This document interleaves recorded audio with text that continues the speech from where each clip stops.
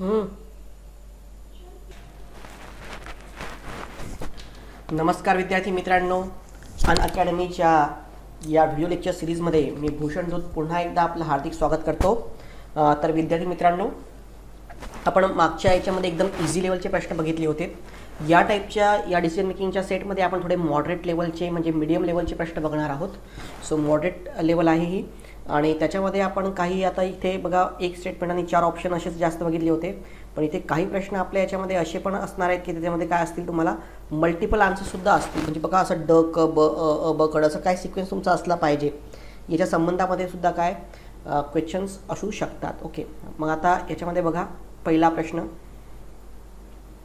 London times या वर्तमानपत्रात असलेल्या एका लेखानुसार भारतात अंदाजे 10.5 दशलक्ष बालकांना सोडून दिले जाते. सो त्यांना सोडून दिले जाते. अशा सोडून दिलेल्या बालकांमध्ये 90%पेक्षा जास्त काय असतात, मुली असतात. त्याचं कोणीच देखभाल करणारं कोणी नसतं. त्यांना डायरेक्ट रस्त्यावर हे करून दिलं जातं. किती? सो 10.5 दशलक्ष लोकांना. अशा मुली प्रौढ झाल्यावर वैश्या, भिकारी व मोलकरीण बनतात. मग अशा मुली काय असतात, वैश्या, भिकारी, मोलकरीण बनतात. अधिकृत आकडेवारीनुसार अशा सोडून दिलेल्या बालकांपैकी सरकारकडून दत्तक घेतलेल्या बालकांची संख्या दरवर्षी 36. मग आता याच्यापैकी फक्त 3600 लोकांची काळजी कोण घेते? भारत सरकार घेते. पण मग बाकीच्या लोकांचं काय? ही संख्या धक्का बसावा इतकी कमी आहे. या समस्येबाबत सेंट्रल ॲडॉप्टेशन रिसोर्स ऑथॉरिटीच्या विरुद्ध, सो जी ॲडॉप्ट करते मुलांना, बरोबर, त्याच्या विरुद्ध सर्वोच्च न्यायालयात दावा दाखल करण्यात आलेला आहे. मग आता या केसमध्ये सर्वोच्च न्यायालयाने सर्वात पहिले कोणते पाऊल उचललं पाहिजे? तो एक दावा दाखल करण्यात आलेला आहे. त्याच्यानुसार की आता न्यूयॉर्क टाइम्स नावाने एक ही आपल्याला रिपोर्ट दिलेली आहे, बरोबर आहे ना. मग टाइम्स लंडन यांनी एक रिपोर्ट दिलेली आहे. मग आता ती रिपोर्ट आलेली आहे.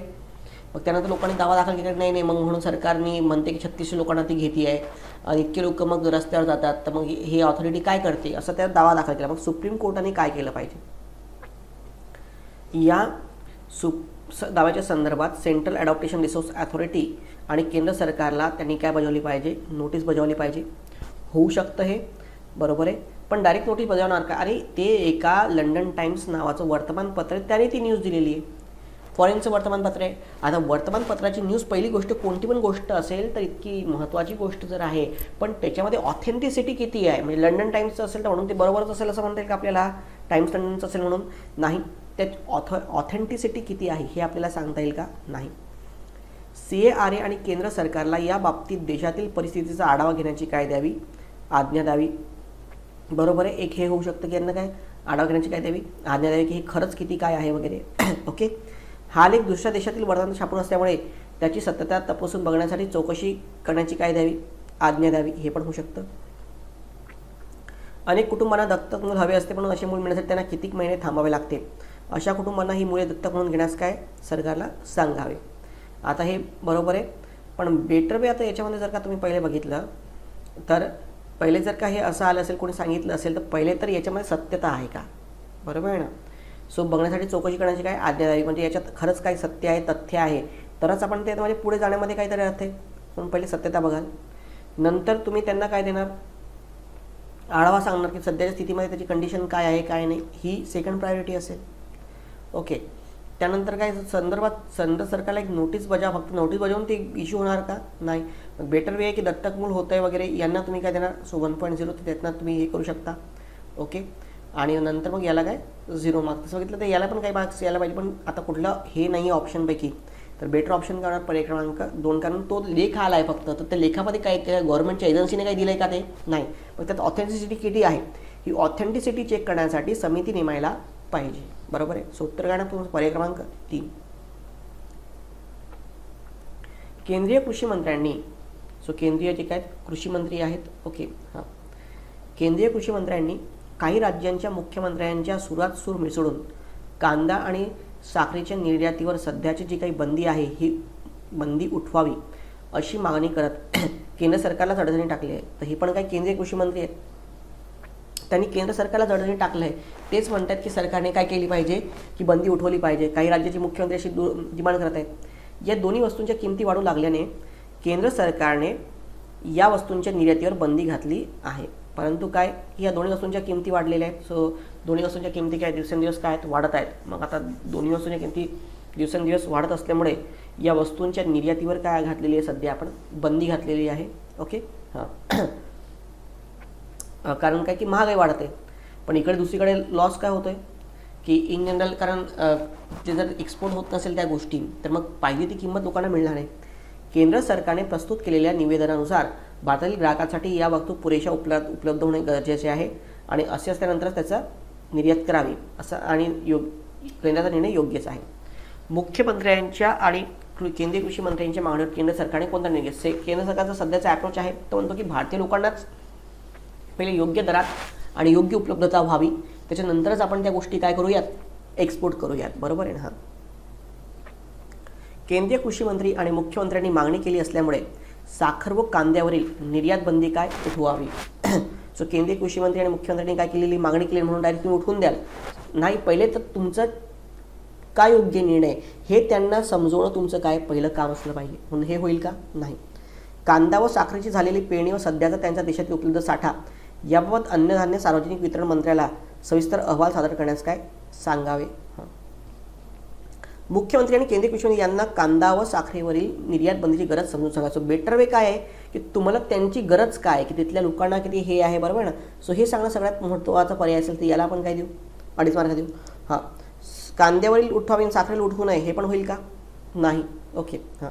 सो अगेन मग बेटर 2.5 याला होईल. याला काय होणार, सो सध्या किती साठा आहे काय आहे, सो हे दीड. कांद्यावरीच उठवा आणि याच्यावरती उठू नये, यात काय आपल्याला रिलियन्स देता येईल का, नाही.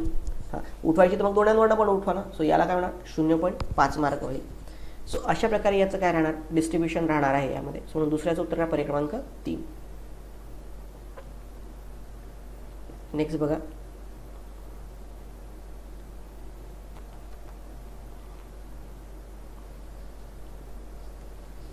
एक वेळ अशी होती की जेव्हा राज्य विद्यापीठातून पदव्युत्तर अभ्यासक्रम पूर्ण करणे ही प्रत्येकाच्या दृष्टीने मोठी उपलब्धी मानली जायची. सो बरोबर आहे.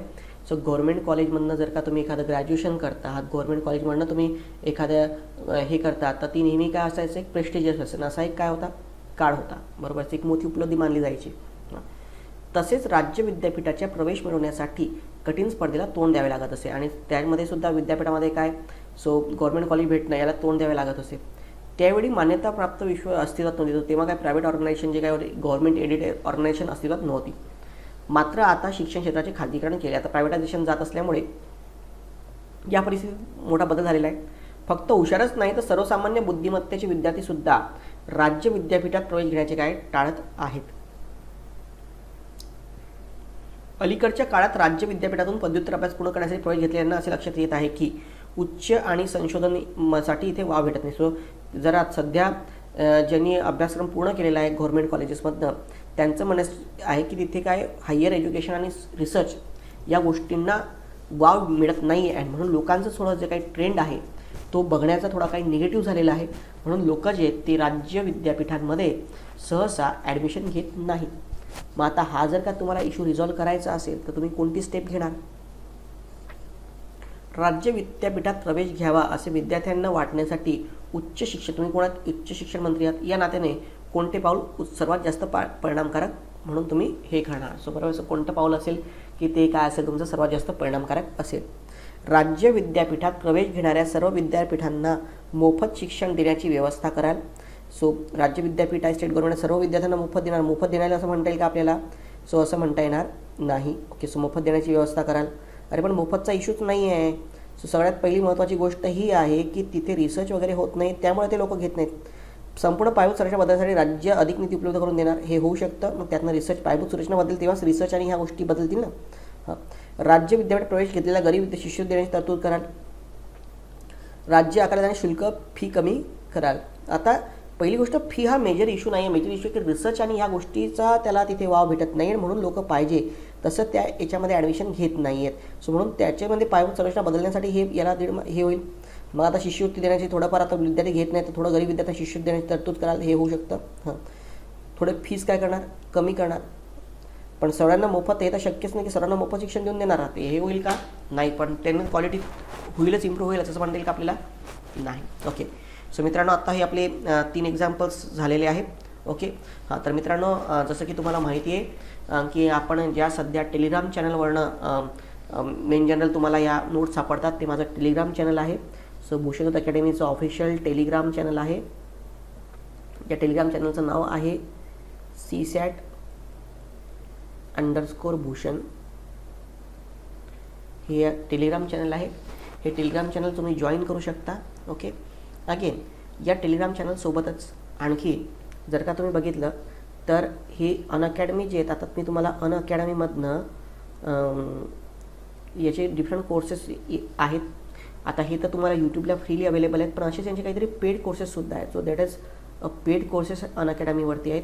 त्याचं तुम्ही सबस्क्रिप्शन घेऊ शकता आणि पूर्ण वर्षभराची फी केवळ याची 7,000 रुपये आहे. सो 7,000 रुपयामध्ये काय 1 वर्षाचं तुमचं काय सबस्क्रिप्शन आहे. सो त्याच्यामध्ये पण तुम्हाला 10% डिस्काउंट भेटू शकतो जर तुम्ही कोड यूज केला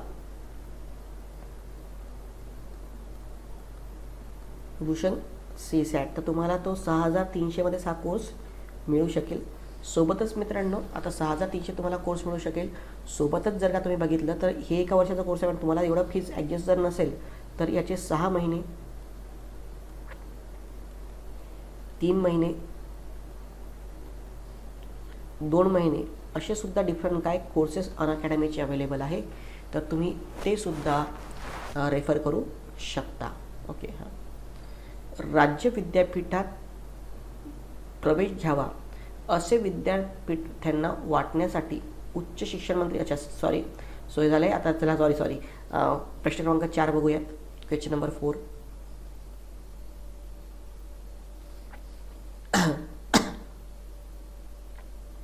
रामराव या सामाजिक कार्यकर्त्याने आमरण उपोषणाला बसण्याची धमकी दिली आहे. सो रामराव हा सामाजिक कार्यकर्ता आहे, त्या दिली आहे. स्थानिक खासदार शामराव हा MPLAD member of parliament local area development fund जो आहे, बरोबर ना, याचा गैरवापर करत आहे आणि सरकारने यावर कृती केली नाही तर हा कार्यकर्ता उपोषणाला बसणार आहे. रामरावला स्थानिक जनतेचा मोठा पाठिंबा मिळत असून ही जनता जेलभरो आंदोलन करण्याच्या काय तयारीत असल्याचे अहवाल मिळाले आहेत. तर हे जेलभरो आंदोलनाच्या तयारीत आहेत. सो सामाजिक कार्यकर्ता जो आहेत त्याचे हे लोक आहेत. तसं तुम्ही अण्णा हजारेंनी केलं होतं, बरोबर ना, लोकपाल आणा नाही तर ते जेलभरो आंदोलन करू वगैरे. 7 दिवसात सरकारने शामराव विरुद्ध कृती केली नाही तर जेलभरो आंदोलन सुरू केले जाईल असे स्थानिक जनतेने धमकी दिली आहे. तर मग जिल्ह्याचा पोलीस अधीक्षक या नात्याने तुम्ही कोणती कृती कराल? सो जिल्ह्याचा पोलीस अधीक्षक या नात्याने ॲज अन ESP या नात्याने तुम्ही काय कृती केली पाहिजे? जनतेला भडकवण्याने दिसते कारण दाखवून रामरावला अटक करा की तो जनतेला भडकवतोय वगैरे.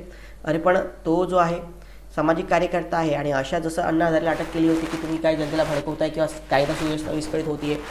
पण अशा केसमध्ये आणखी जास्त हे काय होऊ शकतं, तो मुद्दा चिघळू शकतो. म्हणून हे जास्त बेटर होईल का? नाही. रामराव व त्यांच्या समर्थकांशी बोलून त्यांना सरकारकडून योग्य कृती केली जाईल असे आश्वासन देऊन उपोषण व आंदोलन थांबवण्याची काय करणार, विनंती करणार. बरोबर आहे. सो हे होऊ शकतं. ओके. सो सरकारकडून योग्य ती, पण हे सरकारकडून नाही पाहिजे, इथे तुम्ही पोलीसकडून करा, पोलीसकडून. तेव्हा प्रसारमाध्यमे धाव घेऊन रामराव भक्कम पुरावा मिळत नसल्यामुळे कोणती कृती करण्यात आपली असमर्थता दर्शवाल? अगेन हे पण होईल का? नाही. तुमच्या वरिष्ठांना कल्पना देऊन यांचे आदेशाची वाट पाहाल. आता हे होईल, पण यापेक्षा बेटर काय से 2.5 होईल. आता हे काय होणार? सो डायरेक्ट मग हे केस आहे ही डायरेक्ट काय सिनियरला हे करा, बरोबर आहे. त्यानंतर मग हे त्यांची कोणती कृती करण्याची असमर्थता दर्शवाल आणि प्रसारमाध्यमाकडे धाव घ्याल. अगेन आता याच्यामध्ये 0.5 मला वाटेल की याला मग बेटर वे तुम्ही काय करा. मग आता अगेन पण तुमची असमर्थता आहे. सो मग बेटर आहे याला 0.5 द्या आणि याला काय द्या, 0 द्या. करेक्ट. सो अशा वेळी याचं फ्रेमिंग होऊ शकतं. बेटर वे आहे की कोणती कृती करण्याची असमर्थ दर्शनापेक्षा पहिले तर त्यांची समर्थकांशी बोलाल. ओके. आश्वासने देणार, बरोबर ना. सो जर ते हे आले, बरोबर ना, सो त्याच्यानंतर त्यांना सांगणार की पहिले उपोषण आंदोलन थांबवा आणि जर का ते आढळला तर आम्ही काय करू, योग्य कृती करू. Okay. So that will be the better answer. म्हणून याचं उत्तर काय ना, पर्याय क्रमांक 2 हे तुमचं पहिलं प्रिफरेबल आन्सर असेल. आता इथे आपल्याला एक हे आहे, सर्वात जास्त परिणामकारक ते सर्वात कमी परिणामकारक. सो सर्वात जास्त प्रिफरेबल काय ते आपण आधी घ्यायचं, सर्वात लीस्ट प्रिफरेबल आहे ते आपल्याला काय घ्यायचं आहे, नंतर घ्यायचं आहे. आता इथे मल्टिपल आन्सर्स आपल्याला उपलब्ध आहे, तर तुम्हाला मल्टिपल आन्सर्स काय करावे लागतील, इथे चूज करावे लागतील. एक 11 वर्षाचा मुलगा उभा राहिला, त्याने माईक हातात घेतला आणि बोलण्यास सुरुवात केली. वसाहतीच्या मोकळ्या मैदानात सडक चाललेले कुत्र्यांचे मृतदेह बघून त्याला अगदी वैताग आला होता. सो त्याच्या सोसायटीमध्ये सडक चाललेले जे काही कुत्रे होते तो ते बघून त्याला काय आला होता, अगदी वैताग आलेला होता. ओके. मोकळ्या मैदानामध्ये ते मृतदेह त्याला बघलेले, बरोबर आहे. त्यांनी ते बोलायला सुरुवात केलेली आहे की त्याच्यासाठी कारण त्याच्या मित्रासाठी मैदान हीच काही एकमेव जागा होती खेळण्यासाठी. मग आता महाकाली अधिकारी असत राहणार नागरिकांच्या अडचण समजून घेण्यासाठी आलेले आहेत. या मुलाने धीटपणे तुमच्या कानावर ही बाब घातलेली आहे. मग या नात्याने तुम्ही कोणते उपाय योजाल? मुलांनी सांगितलेल्या सत्यता समितीची नेमणूक कराल. आता इथे बघा, तर तिथे तुम्हाला दिसतच आहे की ते हे होतच आहे. ओके, हा पण त्यांनी सांगितलं की एकच जागा आहे, मग ही नेमणूक करा. पण त्याची फक्त यांनी कौतुक करण्याने ती गोष्ट रिझॉल्व्ह होईल का? तुम्ही म्हणाल की त्याची आम्ही कौतुक करतो, ठीक आहे, कौतुक करणार तुम्ही त्या मुलाचे, किंवा तुम्ही यांनी धीरपणे सांगितली आहे, हे तुम्ही डेअरिंग दाखवलेलं आहे. अरे पण त्यांनी त्याचा जो काही प्रश्न आहे तो रिझॉल्व्ह होतोय का? नाही होते. संबंधित अधिकाऱ्याला मैदान स्वच्छ करण्याची आज्ञा द्याल. बरोबर आहे. ज्या योग्य रहिवाशांना मोकळ्या जागेचा उपयोग घेता येईल. So correct. So better way आहे. हां, खेळासाठी दुसरे मैदान विकसित व्हायच्या दृष्टीने पावले उचलाल. हे पण इतकं होईल का? नाही. सो पहिला प्रिफरन्स काय होणार? क होणार. बरोबर. सो पहिला प्रिफरन्स काय असेल आपला? क. त्यानंतर मग काय? ब. सो त्यानंतर मग काय होणार? ब होणार. हां, त्यानंतर काय? ड आणि काय? सो अगेन काय परिस्थितीची नेमणूक वगैरे करण्याची काही त्याची सत्यता किती आहे, काय आहे, यासाठी नेमणूक कराल. इतकं जास्त इतकं बेटर मला वाटतं. दुसरं मैदान हे करण्याच्या एक दृष्टीने पावले उचलणार, हे सध्याच्या सध्या होणारी ही गोष्ट आहे का? नाही आहे. सो म्हणून प्रिफरेबल आन्सर काय होणार तुमचं? 5चं उत्तर काय? पर्याय क्रमांक 1. So that's the answer is option पर्याय क्रमांक 5चं उत्तर. ऑप्शन क्वेश्चन क्रमांक 5चं उत्तर काय? पर्याय क्रमांक 1. लोकपाल विधेयकाच्या संयुक्त मसुदा समितीच्या अध्यक्षांच्या मतानुसार समितीतील काही सदस्यांबाबत असलेले विवाद विधेयक तयार करण्यावर परिणाम घडवणार नाही. सो सध्याचे काही लोकपाल समिती संयुक्त मसुदा समितीच्या अध्यक्षांचं मत आहे तर की सध्याच्या सदस्यांवर असलेले विवाद विधेयक जे आहे, सध्या असलेले जे काही विवाद आहेत ते विधेयक तयार करण्यावर परिणाम घडवणार आहे. सुचवलेल्या विधेयकापासून दूर जाण्यासाठी ते टाळण्यासाठी उघडलेल्या विरोधी आघाड्यांच्या अनेक सामाजिक गट आणि संस्थांनी याचा काय केलेला आहे? धिक्कार केलेला आहे. ओके.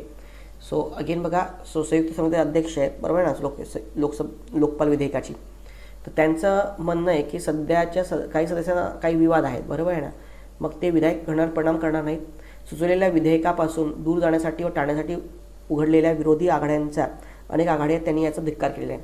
अशा सामाजिक गटाचा प्रवक्ता म्हणून, सो अशा सामाजिक गटाचा काय?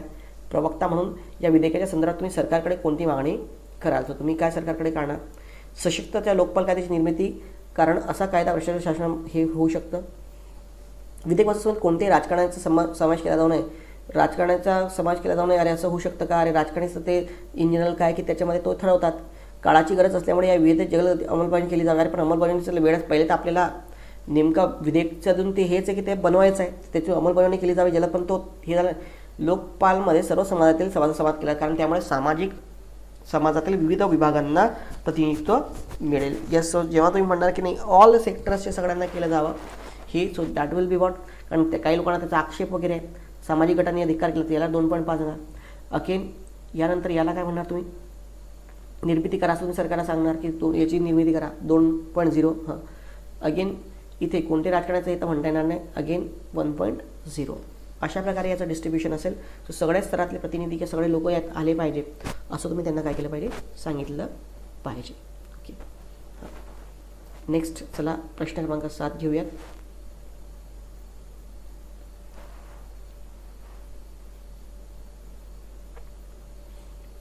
राज्य पोलिसांनी अशी धक्कादायक बाब शोधून काढली आहे. सो राज्यातले जे काही पोलीस आहेत त्या पोलीस यांनी काय केलेले, फार धक्कादायक बाब शोधून काढलेली आहे. आणि ही धक्कादायक बाब काय आहे की शहरातून राहणारी जी काही पौगंड अवस्थेतील लोक आहेत, ही अनेक मुले आहेत, हे मादक पदार्थाचे व्यसन लावणाऱ्या आणि इतर सौम्य विळख्यात सापडलेले आहेत. सो हे काय सध्या मादक पदार्थ वगैरे जे त्याच्या विळख्यात सापडलेले आहेत, त्यांना गेटवे शूज असे म्हणतात. यांच्या सेवनामुळे सौम्य नशा येऊ लागते. सो यांच्या सेवनामुळे काय होते? सौम्य नशा येऊ लागते व नंतर याची काय लागते? सवय लागते. आणि असे मुले जास्त नशा येण्यासाठी कोकेन, हेरोईन यांसारख्या तीव्र व्यसन लावणाऱ्या पदार्थांचे काय करतात? सेवन करतात. मग या सगळ्यांचं काय होतात? सेवन करतात, त्यांच्या आहारी जातात आणि ती लोक काय म्हणतात? व्यसनी बनतात. बरोबर ना. सो मग हेच काय सगळ्यांचं ते हे करतात, हेरोईन, कोकेन आणि ते व्यसन करतात. पोलिसांनी लावलेल्या छड्यावरून अशी गोष्ट लक्षात येते की या मादक पदार्थाच्या वितरणात परकी व्यक्ती गुंतलेले आहेत आणि या याच्यामध्ये काही फॉरेनर्स लोक गुंतलेले आहेत. या व्यक्ती गरीब आणि मागास देशातले असतात व त्यांना पर्यटकीय विद्यार्थी व्हिसा घेऊन ते देशात आलेले असतात आणि ते तिथे परंतु इव्हन व्हिसा संपल्यानंतर पण इथेच राहून राहिले. ओके. मग आता तुम्ही त्या याच्यामध्ये पोलीस आयुक्त म्हणून काय करणार? तर हे लोक काय मेनली काय, जसं आपण इंडियामध्ये केस होतं की हे जे कंट्रीज आहेत तिथनं ते आलेले असतात, हे आफ्रिकन कंट्रीज वगैरेचे असतात ना लोक, सो ते तिथले लोक जे असं सोमालिया वगैरे कंट्रीजचे लोक असतात आणि हे लोकच असे आपण जर बघितलं ते बरेच लोक आपल्याला मुंबई वगैरेमध्ये पण सापडतात, बरोबर ना. सो आफ्रिकन कंट्रीजचे लोक असतात, हे नायजेरिया वगैरेचे, आणि हे अशी कामं करतात त्याच्यामध्ये की लोकांना, आपल्या विद्यार्थ्यांना काय हे यामध्ये ते विकतात ड्रग्स वगैरे, आणि याच्यातनं हे करतात, बरोबर आहे. मग आता अशा याच्यामध्ये पोलीस आयुक्त म्हणून तुम्ही काय केलं पाहिजे? परवानगी दिल्यापेक्षा जास्त काळ राहणारे परकीय नागरिक शोधून काढून त्यांच्या देशात परत पाठवणे. आता हे इतकं सोपं काम नाही आहे. तुम्ही इतक्या, आणि तुम्ही स्वतः कोणी पोलीस आयुक्तच आहे, तर पोलीस आयुक्त काय इतका याच्यावरती घेऊ शकतो? एखादं गव्हर्नमेंट वगैरे असतं त्यांनी शोधून काढलं असतं की कोण कोण आहे, आणि हे शोधणं पण इतक्या मोठ्या याच्यामध्ये थोडं काय अवघड केस आहे. पोगंडातील मादक पदार्थाच्या पोगंडावस्थेतील मुलांना मादक पदार्थाच्या सेवनाच्या दुष्परिणामांची जाणीव करून देणे, यस, हे जास्त बेटर होईल. कारण शेवटी कन्झ्युम कोण करते? आपलीच मुलं कन्झ्युम करतात की जे पोगंडातील मुलं आहेत. मग त्यांना जर का याचं अवेअरनेस कळलं आणि तुम्ही त्याचे दुष्परिणाम जर का त्यांना कळले, तर बेटर वे होऊ शकतं की ते काय होतील, त्याच्यामधनं कन्व्हिन्स होतील. तर जर ते त्यांना घ्यायलाच कोणी राहणार नाही विकत घ्यायला ते मादक पदार्थ होतात, त्यामुळे त्यांना सोडून काय करावं लागेल, जावंच लागेल त्यामध्ये, किंवा त्याच्यामुळे मग मेन इश्यू आहे की ते त्यांच्या विळख्यात सापडलेले आहेत. तर मग त्यांना जर अवेअरनेस आणून दिली तर ते बेटर होईल. गेटवे शूज काढून ते नष्ट करणे. सो गेटवे शूज काय असे म्हणतात सापडले, त्यांना गेटवे शूज म्हणतात, ते सगळे करून ते लक्ष करणे. सो बेटर वे हे आहे, पण हे पण एकदम नष्ट करणे इतकं सोपं नाही. तर बेटर काय, याला 2.5 मार्क, याला 1.5 मार्क होईल. सो सर्व परकीयांना जवळच्या पोलीस चौकीत रोज हजेरी द्या. परकी जे पण असते पण ते परकी शोधले गेले पाहिजे, हे होईल का? नाही. अगेन 1.0 होईल. आणि असं याच्यावरती इंटरनॅशनल प्रेशर तुमच्यावरती येऊन जाईल. तुम्ही म्हणणार की नाही प्रत्येकाला चौकात हजेरी द्या. असं कसं तुम्ही कोणत्या याला हे डिट करू शकता की फॉरेनचा आलेला व्यक्ती आहे आणि त्याला हजेरी देणं तुम्ही काय करणार, बंधनकारक करणार. तर हे होऊ शकेल का? सो हे इतकं प्रॉपर होणार नाही. देन सो दिस इज, हे पहिले काय होते, 7 प्रश्न होते. चला 8वा घेऊयात.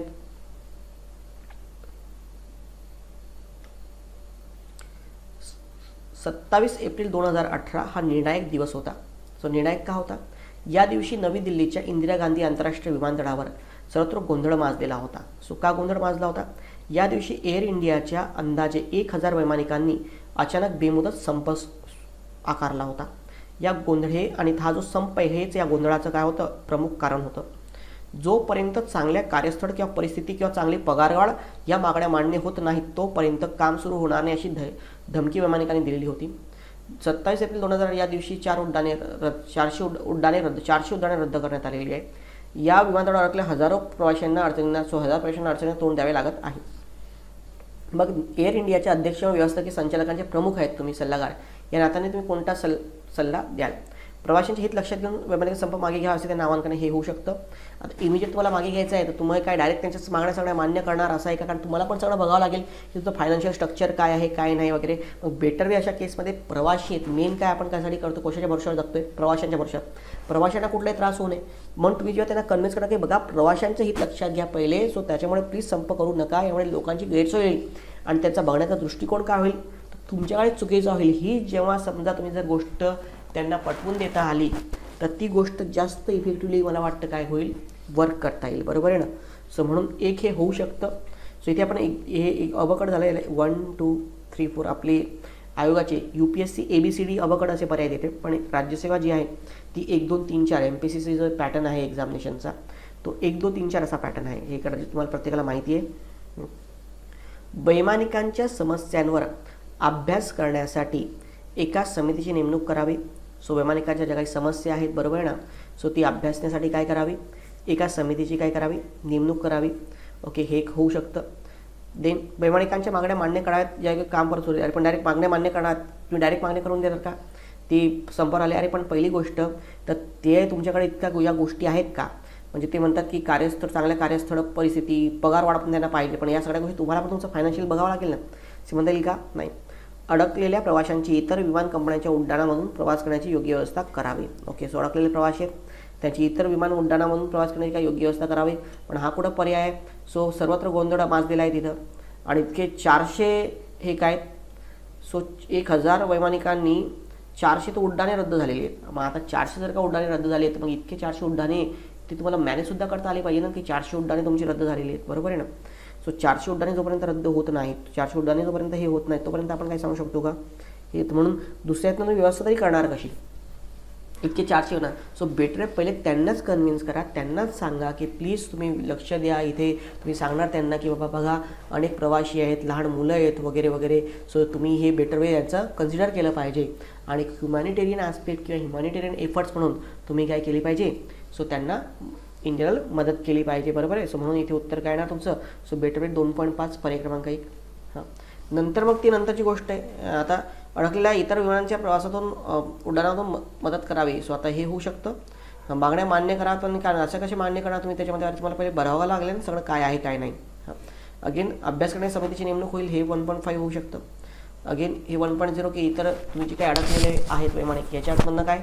सो इतर एकनं जाण्याची तुम्ही काय करणार नेमणूक करणार. आता पहिला पर्याय हाच राहील. बरोबर आहे. आता याच्यात काही मागे पुढे होऊ शकतं सेकंड थर्ड ऑप्शनमध्ये, पण फर्स्ट ऑप्शन हे राहू शकतं. तर अशा प्रकारे मित्रांनो हा आपला सेकंड व्हिडिओ होता.